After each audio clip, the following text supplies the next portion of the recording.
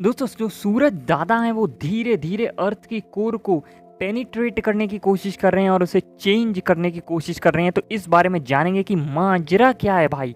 तो उससे पहले अगर आपने मेरे चैनल को सब्सक्राइब नहीं किया है तो प्लीज कर दीजिए भाई। तो सन का अर्थ के कोर पर इम्पैक्ट, तो रिसर्चर्स ने दिखाया है कि सन का जो इन्फ्लुएंस है वो सिर्फ अर्थ के सरफेस तक नहीं होता है बल्कि ये अर्थ के कोर तक भी पहुंच रहा है। सोलर विंड, तो सोलर विंड चार्ज पार्टिकल्स से बना होता है, कंटिन्यूसली अर्थ की मैग्नेटिक फील्ड को बम्बार्ड करता है। ये पार्टिकल्स मैग्नेटोस्फीयर में एंटर करते हैं और जियोमैग्नेटिक स्टॉर्म क्रिएट करते हैं। जियोमैग्नेटिक स्टॉर्म्स क्या होते हैं और ये क्या करते हैं? तो जब सोलर विंड स्ट्रॉन्ग होता है तो ये जियोमैग्नेटिक स्टॉर्म्स क्रिएट करता है जो अर्थ के आउटर कोर को इम्पैक्ट करता है। ये स्टॉर्म्स कोर के टेम्परेचर और डायनेमिक्स को चेंज कर सकते हैं। इलेक्ट्रोमैग्नेटिक इंडक्शन, तो सोलर स्टॉर्म्स के दौरान अर्थ के मैग्नेटिक फील्ड में चेंजेस आते हैं जो कोर में इलेक्ट्रोमैग्नेटिक इंडक्शन कॉज करते हैं। ये इंडक्शन इलेक्ट्रिकल करंट्स जनरेट करती हैं जो कोर को हीट करती हैं और उसके रोटेशनल डायनेमिक्स को चेंज करते हैं। और आपने ये इंडक्शन के बारे में तो पढ़ा ही होगा 11th और 12th में कि म्यूचुअल इंडक्शन भी होता है और भी काफ़ी सारी चीज़ें होती है। तो टेम्परेचर वेरिएशंस आते हैं तो क्या होता है कि जियोमैग्नेटिक स्टॉर्म्स और इलेक्ट्रोमैग्नेटिक इंडक्शन से कोर में टेम्परेचर वेरिएशंस होते हैं। ये वेरिएशंस कोर के मटेरियल प्रॉपर्टीज को ऑल्टर कर सकते हैं। रोटेशन स्पीड, तो सोलर एक्टिविटी से अर्थ के कोर की रोटेशन स्पीड भी इफेक्ट होती है। कभी कभी ये स्पीड स्लो हो जाती है और कभी कभी इंक्रीज हो जाती है depending on the solar activity intensity. इन सब का लॉन्ग टर्म इम्पैक्ट क्या होता है? तो मैग्नेटिक फील्ड, तो अर्थ की मैग्नेटिक फील्ड को जनरेट करने वाला डायनेमो इफेक्ट कोर में होता है।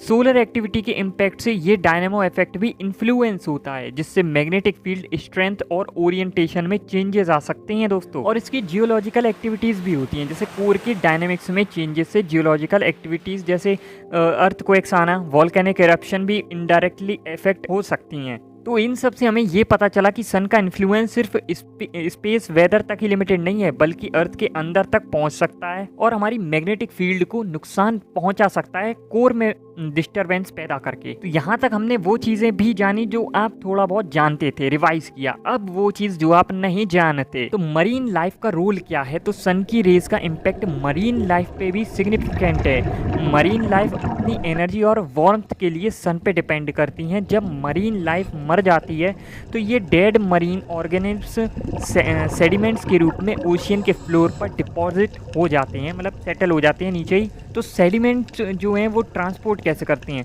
तो ये सेडिमेंट टेक्टोनिक प्लेट मूवमेंट के थ्रू अर्थ के इंटीरियर तक ट्रांसपोर्ट हो जाती हैं। डेड मरीन लाइफ जो सेडिमेंट्स का पार्ट बनती हैं अर्थ कोर तक पहुंचती हैं और वहाँ के एंशिएंट मैग्मा की केमिकल प्रॉपर्टीज़ को इन्फ्लुएंस करती है। अब ये क्या नुकसान पहुंचाते हैं या क्या करते हैं कोर में पहुंच के? तो रेडॉक्स स्टेट, आपने पढ़ा होगा रेडॉक्स रिएक्शन के बारे में।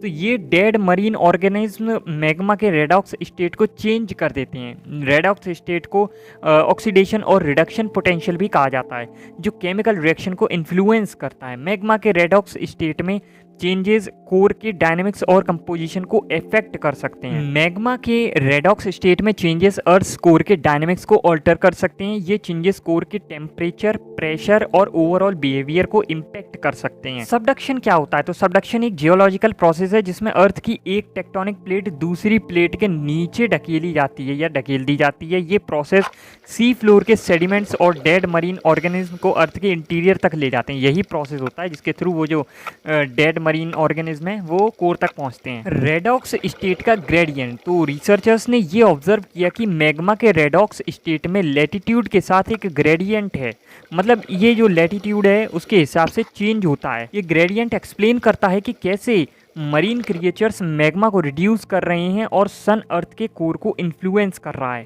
पहले स्टडीज मेनली लॉन्गिट्यूडनल रीजन्स जैसे कि यूएस जो कि है नॉर्दर्न हेमीस्फीयर और मैक्सिको ट्रॉपिकल जोन के सैंपल्स कंपेयर करती थी बिना सिग्निफिकेंट डिफरेंसेस के। लेकिन इस स्टडी ने डिफरेंट लैटिट्यूड्स की सैंपल कंपेयर की और वेरिंग रेडॉक्स रिएक्शन पाई, मतलब वेरी करते हुए, तो जो उन्हें इस अनएक्सपेक्टेड पैटर्न तक ले आए। अब जो अनएक्सपेक्टेड पैटर्न है वो क्या है? तो स्टडी ऑथर वैन बो ने कहा है कि ये अनएक्सपेक्टेड पैटर्न सजेस्ट करता है कि सरफेस क्लाइमेट का डायरेक्ट इन्फ्लुएंस डीप अर्थ पर पड़ रहा है। साइंटिस्ट ने यह भी पाया कि लोअर लैटिट्यूड्स पे सी फ्लोर पर ज्यादा कार्बन डिपॉजिट्स हैं जो सल्फर के साथ इंटरेक्ट करके सल्फाइड्स बना रहे हैं। ये भी मैग्मा के रिडॉक्स स्टेट में कंट्रीब्यूट कर रही हैं। जो चाइनीज एकेडमी ऑफ साइंस के रिसर्चर हैं उन्होंने कहा है कि ऑब्जर्व्ड पैटर्न ये सजेस्ट करता है कि सरफेस एनवायरनमेंट और डीप अर्थ के रिडॉक्स स्टेट के बीच एक स्ट्रॉन्ग लिंक है।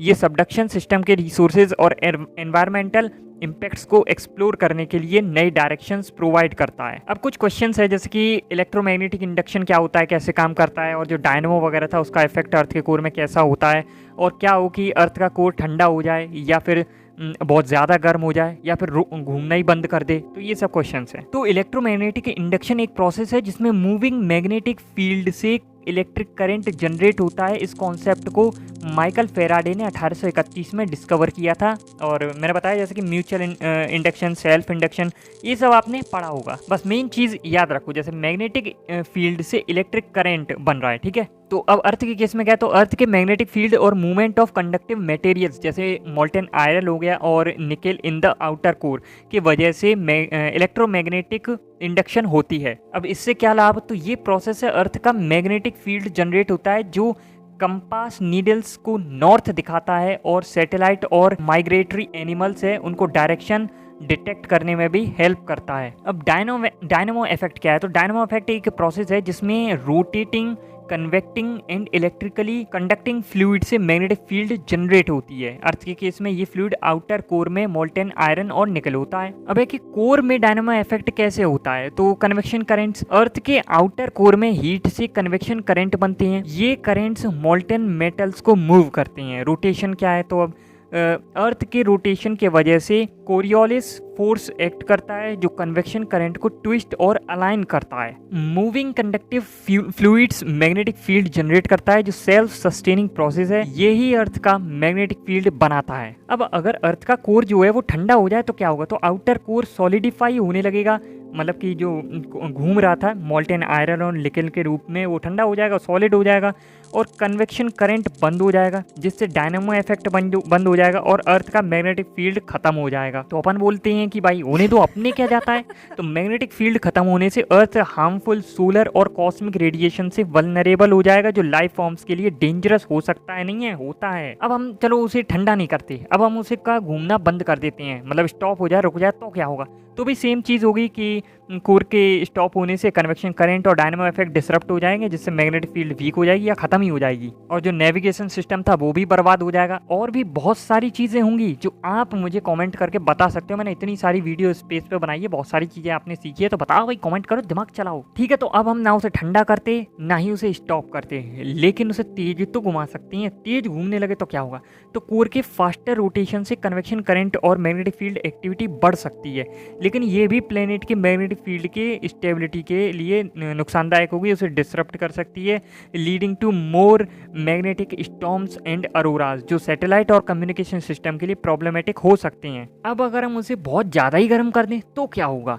तो इंक्रीज्ड हीट से कन्वेक्शन करंट और टेक्टोनिक एक्टिविटी भी बढ़ सकती है जिससे ज़्यादा वॉल्केनिक इरप्शन और अर्थक्वेक्स हो सकती हैं। इससे मैग्नेटिक फील्ड पे भी इम्पैक्ट हो सकता है, लेकिन लॉन्ग टर्म स्टेबिलिटी और लाइफ को डायरेक्ट थ्रेट नहीं होगा। लेकिन मैं कहूँगा कोर से थोड़ा दूर ही रहो तो ठीक रहेगा यार, जैसा चल रहा है चलने दो। अब एक हमने कोरियोलिस फोर्स देखा था, तो वो क्या होता है। कोरियोलिस फोर्स एक सूडो फोर्स है जो मूविंग ऑब्जेक्ट पर एक्ट करती है due to the rotation of the earth. ये फोर्स ऑब्जेक्ट के मोशन को डिफ्लेक्ट करती है जो रोटेटिंग रेफरेंस फ्रेम में है। अर्थ के केस में ये कैसे काम करती है, तो अर्थ वेस्ट टू ईस्ट रोटेट होती है। इस रोटेशन के वजह से मूविंग ऑब्जेक्ट्स का पाथ डिफ्लेक्ट होता है। नॉर्दर्न हेमिस्फीयर में ये फोर्सेस ऑब्जेक्ट को राइट साइड की तरफ डिफ्लेक्ट करती है और सदर्न हेमिस्फीयर में लेफ्ट साइड की तरफ। एटमॉस्फेयर और ओशियंस में एयर और वाटर की करेंट्स भी कोरियोलिस फोर्स से इम्पैक्ट होती है। ये force large scale weather patterns जैसे ट्रेड विंड्स और ओशियन करेंट्स को इन्फ्लुएंस करती है। एग्जांपल से समझते हैं, अभी समझ में नहीं आया होगा। अगर आप इक्वेटर से नॉर्थ पोल की तरफ एक बॉल फेंकते हो तो बॉल का पाथ राइट साइड की तरफ डिफ्लेक्ट होगा नॉर्दर्न हेमिस्फीयर में। नहीं समझ में आया हो तो 2 बार 3 बार वीडियो देखो, समझ जाओगे, मतलब रिपीट होगा ना तो माइंड में समझ में आ जाएगा। इमेजिन करते चलना। अब कन्वेक्शन करेंट्स क्या है, इसके बारे में भी बात करते हैं। तो कन्वेक्शन करंट एक फ्लूइड मोशन है जो टेम्परेचर डिफरेंसेस की वजह से होता है, मतलब टेम्परेचर जो वेरी करता है उसके कारण। ये मोशन हीट ट्रांसफर करती है फ्लूइड का डिफरेंट पार्ट में। मतलब ऐसा नहीं होगा कि फ्लूइड एक तरफ ज़्यादा गर्म हो जाए एक तरफ कम गर्म हो जाए, ये मेंटेन करके रखती है भाई सब चीज़ें। अब जैसे कि जब फ्लूइड जैसे वाटर या एयर का लोअर पार्ट हीट होता है तो वो एक्सपेंड होता है और लेस डेंस बन जाता है। लेस डेंस फ्लूइड ऊपर की तरफ राइज करता है और कूलर डेंसर फ्लूइड उसकी जगह नीचे की तरफ मूव करता है। ये राइजिंग और सिंकिंग मोशन कंटिन्यूसली एक साइकिल बनाता है जिसे कन्वेक्शन करंट कहते हैं।